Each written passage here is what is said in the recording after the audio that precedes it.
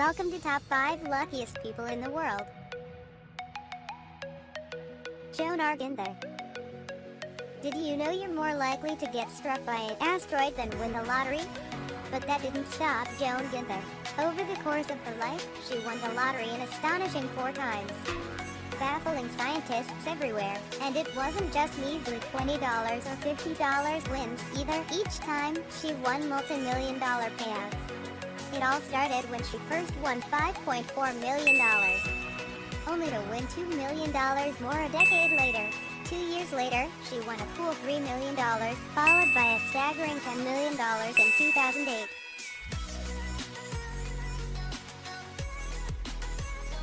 Tsutomu Yamaguchi.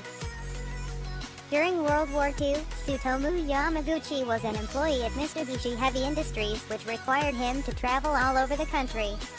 It was during his business trip to Hiroshima in 1945 that the first nuclear bomb was dropped. Miraculously, though injured, he survived the blast. Afterward, he quickly returned to his family and home in Nagasaki, returning to work the day the second nuclear attack occurred. You might say this made him the world's unluckiest man, but he survived this second blast as well, which is truly amazing. Throughout the rest of his life, Yamaguchi became a vocal protester against nuclear weapons and technology. In an interview, Yamaguchi said, "The reason that I hate the atomic bomb is because of what it does to the dignity of human beings." And then in a telephone interview, "I can't understand why the world cannot understand the agony of the nuclear bombs. How can they keep developing these weapons?" In 2009, Japan officially recognized Yamaguchi as a survivor of both atomic bombs dropped on Japan, making him the only person in the world officially recognized to have survived 2 nuclear bomb explosions. Mr. Yamaguchi lived a long life until the old age of 93 and died on January 4, 2010, at his home in Nagasaki. Nichiren. During the 12th century, Nichiren was a prominent Japanese monk who significantly influenced the Japanese adaptation of Buddhism. However, his life was one of controversy and turmoil. He was sentenced to death by beheading, and the authorities felt his writings were subversive and would undermine their power if it was allowed to spread. However, with a literal stroke of good luck, Nichiren managed to escape his doom when the executioner was struck and killed by lightning when he raised his sword to kill Nichiren. Nichiren was later released due to the strange circumstances, though he was still exiled and would later live the rest of his life out until old age. He amassed a following and became a prominent religious figure in the country. Showing success can come even in the face of perceived doom with a little bit of fate to lend a hand. Lena Pahlsson.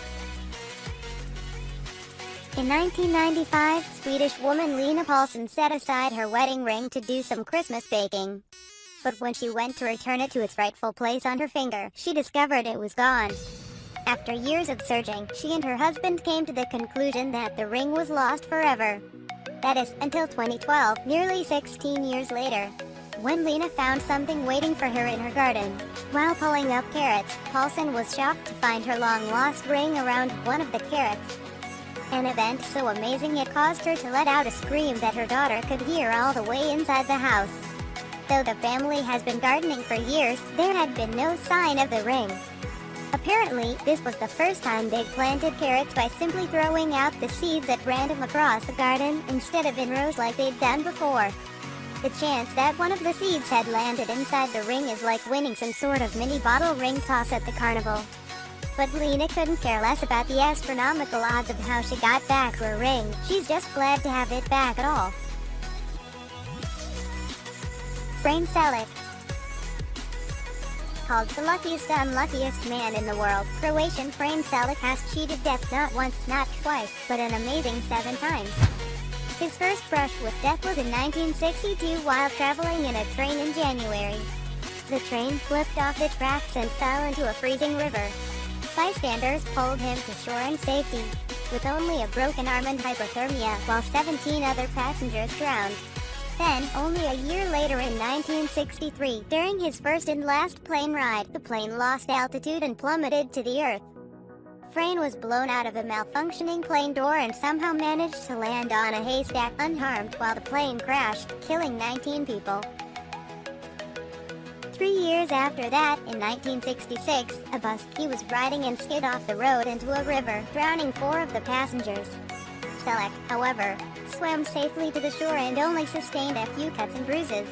Then, in 1970 and 1973, he got into accidents where the car ended up catching fire.